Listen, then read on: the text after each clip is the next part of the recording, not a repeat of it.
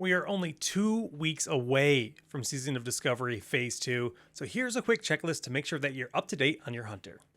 Prepping for Phase 2 is more than just banking quests, getting gear, and farming gold. There are other things I've noticed many other hunters forgetting to do. Namely, I've seen other hunters using lower rank versions of their pet abilities. So let's cover where to tame the highest rank abilities for your pet. We'll start with Bite, as both cats and wind serpents can learn this ability. The easiest way to get Bite rank 4 is from Giant Wetlands Crocolisk's at level 25. If you're using a cat or a bear, you'll want to head to Ashenvale to tame an Elder Ashenvale Bear to learn Claw rank 4. And if you're using a wind serpent, make sure you tame the Cloud Serpent in Thousand Needles for Lightning Breath rank 3. If you're planning on using a different pet such as owls, you may only have access to rank 1 of their spells. But you can always go ahead and check Petopia to make sure that you're up to date with all of your abilities. Also, I suggest unlocking all 3 stable slots, but only keeping 2 pets. You will need the 3rd slot available to tame new pets for higher rank abilities at level 32 and more closer to level 40. Now let's shift gears and talk about gear. Obviously it's ideal to run BFD and try to get your base items, but if you're struggling to obtain certain drops, here are a few easy to grab quest items that could go a long way. Void Touch leather gloves are the single best piece of gear that you can get without worrying about RNG or paying huge amounts of gold. If you don't have these already, I highly suggest you work towards them and get your leather working up, as it's extremely valuable for hunters throughout Season of Discovery. For chest pieces, Alliance can do the Defiance Brotherhood quest in Westfall for the Tunic of Westfall, and for the Horde they can do the Den in Stone Talon Mountains for Panther armor.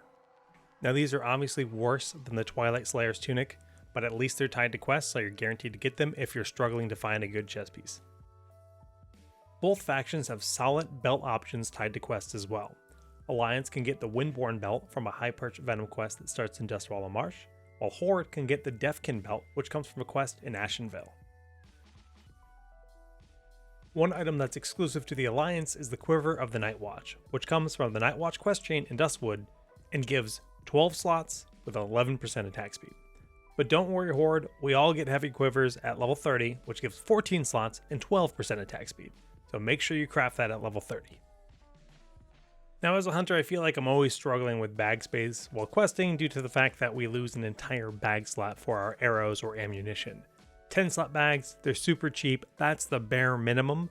But you can also get a Dark Moon storage box, which run for about 14 gold on my server, which isn't that bad, and I highly recommend grabbing one.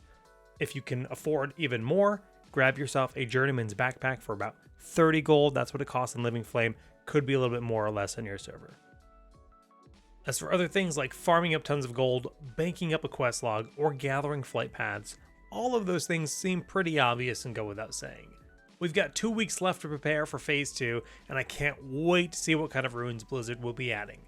Supposedly, there'll be 18 more runes added to each class throughout Season of Discovery, so let me know which runes you would like to see the most.